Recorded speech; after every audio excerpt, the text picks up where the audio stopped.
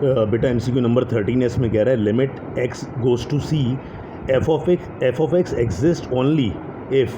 बेटा याद रखिएगा, किसी भी फंक्शन की अगर लिमिट को एग्जिस्ट करना है ना, तो उसमें लेफ़्ट हैंड लिमिट हमेशा बराबर होनी चाहिए राइट हैंड लिमिट के। यानी एफ ऑफ एक्स की लिमिट उस वक्त एग्जिस्ट करेगी जब आप x की वैल्यू c को अप्रोच करेंगे नेगेटिव साइड से भी, और आप x की वैल्यू c को अप्रोच करेंगे फ्रॉम पॉजिटिव साइड। तो इसे कहते हैं लेफ़्ट हैंड लिमिट और राइट हैंड लिमिट। अगर ये दोनों इक्वल होंगी तभी F of X goes to C की लिमिट एग्जिस्ट करेगी। मतलब आप लेफ़्ट हैंड लिमिट और राइट हैंड लिमिट याद रखिएगा। बेटा अगला एमसीक्यू है, इसमें कह रहा है limit n goes to infinity 1 + 1/n की होल पावर -7n। बेटा अब ज़रा इसके लिए फार्मूला याद रख लीजिएगा। ये फार्मूला है कि limit n goes to infinity 1 + 1/n की पावर अगर n हो तो आंसर e हो जाता है। बेटा answer e in the sense कि देखो n के साथ कुछ नहीं है तो यहाँ 1 है ना, तो आंसर भी e की पावर 1 हो गया। अब आप मुझे बताएं, अगर n के साथ यहाँ 2 होता तो आंसर e की पावर 2 हो जाती। अगर n के साथ बेटा यहाँ पर 3 होता तो आंसर e की पावर 3 हो जाती।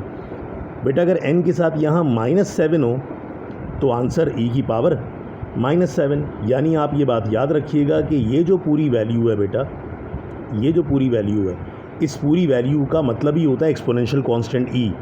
अब ये तो बन जाएगा पूरा e, और जो पावर -7 है वो e पर एज इट इज़ आ जाएगी। क्लियर हो गई बात? अच्छा, अब आते हैं बेटा एमसीक्यू नंबर 15 की तरफ। ये कह रहा है the limit of the sequence 1, पाई की पावर -1, फिर पाई की पावर -2, फिर पाई की पावर -3 से लेके इन्फानाइट तक। कह रहे हैं इस सीक्वेंस की लिमिट क्या होगी। तो बेटा एक तो मेथड ये था कि पहले सीक्वेंस की आप जनरल टर्म निकाल रहे थे और जनरल टर्म निकालने के बाद उसमें लिमिट लगा देते n गोज़ टू इन्फिनिटी। दूसरा मेथड ये है कि मैं इसको डायरेक्टली सॉल्व करा रहा हूँ। बेटा पाई की पावर -1 का मतलब 1/पाई हो गया, पाई की पावर -2 का मतलब 1/पाई² हो गया, पाई की पावर -3 का मतलब 1/पाई³ हो गया। अब आप मुझे बताओ बेटा, किसी भी फ्रैक्शन में जैसे जैसे डिनोमिनेटर को बढ़ाते रहते हैं तो आंसर बढ़ता नहीं है बल्कि आंसर और छोटा होता रहता है। तो इसका मतलब ये है कि जैसे जैसे अब इस सवाल में पाई की पावर 4 ले जाएंगे, पाई की पावर 5 ले जाएंगे, आंसर छोटा होता रहेगा और वो तकरीबन टेंड्स टू 0 हो जाएगा। क्लियर हो गई बात? लिमिट का मतलब ये है कि इसको अगर सीक्वेंस को हम बढ़ाते रहे तो सीक्वेंस कैसा बिहेव करेगी, तो इसका आंसर ऑलमोस्ट 0 के करीब चला जाएगा। बेटा ऑप्शन ये एमसीक्यू नंबर 16 में कह रहा है पैरामेट्रिक फंक्शंस क्या होते हैं। तो बेटा ये हम पैरामेट्रिक फंक्शन जब हम चैप्टर नंबर 4 में आई थिंक पढ़ रहे थे, तो हमने चैप्टर 3 में, तो उसमें हमने पैरामेट्रिक फंक्शन पढ़ा था कि जिसमें x और y एक दूसरे पर डायरेक्ट डिपेंड ना करें, बल्कि x भी डिपेंड कर जाए एक नए वेरिएबल पर, y भी डिपेंड कर जाए उस नए वेरिएबल पर। उस नए वेरिएबल को ही तो हम पैरामीटर बोलते हैं। तो इन दोनों इक्वेशन में तुम चेक करो बेटा, x और y एक दूसरे पर डायरेक्ट डिपेंड नहीं कर रहे, बल्कि x एक नए तीसरे वेरिएबल t पे डिपेंड कर रहा है, y भी उसी नए तीसरे वेरिएबल t पे डिपेंड कर रहा है। तो इस टाइप के फंक्शंस को हम कहते हैं पैरामेट्रिक फंक्शंस। तो पैरामेट्रिक फंक्शंस के लिए बस ये स्टेटमेंट याद रख लें आप कि x = f of t, y = g of t। दो फंक्शन पैरामेट्रिक उस वक्त होंगे जब x और y एक दूसरे पे डिपेंड करने के बजाय किसी तीसरे वेरिएबल पे डिपेंड कर जाए। ठीक है। अब एमसीक्यू नंबर 17 है बेटा, इसमें कह रहे हैं g ऑफ x बराबर है 3x + 2।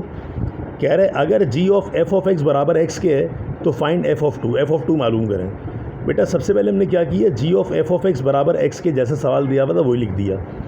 अब ये जो g of f of x होता है ना बेटा, इसका मतलब याद रखना होता है g के अंदर f ऑफ x को भेजें, यानी g के अंदर f ऑफ x पुट करवाएं, g के अंदर f ऑफ x पुट करवाएं। तो पहले g लिखा हुआ है ना, तो पहले तो g लिख दो पूरा 3x + 2। अब g की वैल्यू लिखने के बाद इसके अंदर जहाँ भी x आया उस x को बेटा रिप्लेस करवा दिया f ऑफ x से। सही है, उस x को रिप्लेस करवा दिया f ऑफ x से। अच्छा, ये जो f ऑफ 2 हमें निकालने का बोल रहा है बेटा, इसका मतलब ही ये है कि आप x की जगह 2 पुट करवाएं। तो जहाँ भी x आया यहाँ भी 2 पुट करवा दिया, इधर x आया उस x की जगह भी 2 पुट करवा दिया। बेटा +2 से +2 कैंसिल होकर 0 हो जाएगा। 3f2 बराबर 0 के होगा, 3 यहाँ मल्टीप्लाई हो रहा है, वहाँ क्रॉस डिवाइड हो जाएगा, तो f ऑफ 2 बराबर हो जाएगा 0 के। ठीक है बेटा। एमसीक्यू नंबर 18 में कह रहा है k की वैल्यू फाइंड करें अगर आपको पीस वाइज फंक्शन दिया जा रहा है f ऑफ x बराबर x/tan 3x। ये कब है? जब x बराबर नहीं है 0 के, और कह रहा है f ऑफ x बराबर k जब x बराबर 0 के। तो बेटा हमने चैप्टर 2.4 में जिस तरह क्वेश्चन सॉल्व किए थे बिल्कुल वही काम कर रहा है। पहला फंक्शन उठा लिया, limit x goes to 0 x/tan 3x बराबर k के। बेटा इस पर लिमिट लगाने से पहले tan 3x को ब्रेक कर लिया sin 3x upon cos 3x में।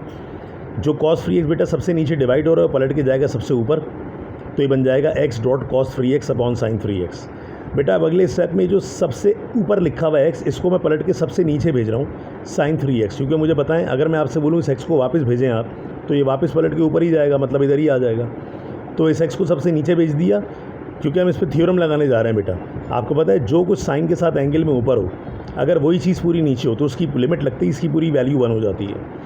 तो बेटा साइन के साथ एंगल में 3x दिया हुआ है, हमें नीचे 3x चाहिए, तो हमने 3 से डिवाइड और 3 से मल्टीप्लाई करवा दिया। अब बताओ बेटा जैसी लिमिट लगाओगे तो लिमिट लगने से ये वाली पूरी वैल्यू तो 1 हो जाएगी, तो सिर्फ बच जाएगा cos 3x अपॉन 3। अब जब cos 3x अपॉन 3 बचेगा तो उसमें बेटा हमने x की जगह 0 पुट करवाया, तो 3 0 से 0 हो जाएगा, cos 0 1 के बराबर होता है, 1 अपॉन 3 बराबर k, तो इसका मतलब k बराबर 1 अपॉन 3। क्लियर हो गई बात? ज़रा देख लीजिएगा इस MCQ ठीक तरह से। अच्छा, अब इसका बेटा सेकंड लास्ट MCQ है, MCQ नंबर 19। उसमें कह रहे हैं limit x goes to 0 1 minus X की होल पावर 1 अपॉन एक्स। बेटा फॉर्मूला ये है 1 माइनस एक्स की whole power minus 1 upon X बराबर ई के होता है। Limit x goes to 0 1 minus X की पावर माइनस 1 अपॉन एक्स बराबर ई के होता है। तो अब मुझे बताएं बेटा, अगर ये फार्मूला हमारे पास है, यहाँ माइनस एक्स है, ऊपर भी माइनस चाहिए, तो हमने इस सवाल में यहाँ माइनस लाने के लिए बेटा माइनस साइन अंदर भी लगा दिया और होल ब्रैकेट पर -1 लगा दिया, क्योंकि आपको पता है बेटा जब पावर के ऊपर पावर होती है तो पावर से पावर मल्टीप्लाई हो जाती है। -1 को -1 अपॉन एक्स से मल्टीप्लाई करवा भी देंगे तो बेटा वापस वही आ जाएगा 1 अपॉन एक्स। अब बेटा अंदर तो बन गया पूरा फार्मूला, जैसी लिमिट लगी तो उसका आंसर हो गया ई, और ई पर पावर क्या बच गई -1। क्लियर हो गई बात? ये लिमिट इस पर लगी है बेटा, ये अंदर वाली पूरी वैल्यू पर लिमिट लगने से आंसर ई हो गया, और ई पर पावर क्या बची -1। अच्छा, अब ये बेटा कह रहा है कि सेक हाइपरबोलिक इन्वर्स एक्स का आंसर बता दो क्या होता है। तो सेक हाइपरबोलिक इन्वर्स एक्स का आंसर होता है बेटा, ये याद रखना पड़ेगा, फॉर्मूला है ln 1 upon X plus square root में 1 minus X square upon X. आप चाहो तो बेटा इनकी वैल्यूज़ को अलग अलग लिख दो या एक ही LCM लेके x लिख दो, खाली एक ही बात है। लेकिन सेक हाइपरबोलिक इन्वर्स एक्स बराबर होता है log ऑफ ब्रैकेट में 1 upon X plus square root 1 minus X square upon X. अच्छा, इस जैसे बेटा और फार्मूलाज आपको, और ये फार्मूला भी आपको बुक में पेज नंबर 26 पर मिल जाएंगे, जिसमें इस तरह के कॉस हाइपरबोलिक इन्वर्स एक्स और साइन हाइपरबोलिक इन्वर्स एक्स के भी फार्मूलाज दिए हुए हैं, उनको भी देख लीजिएगा एहतियातन। ठीक है बेटा।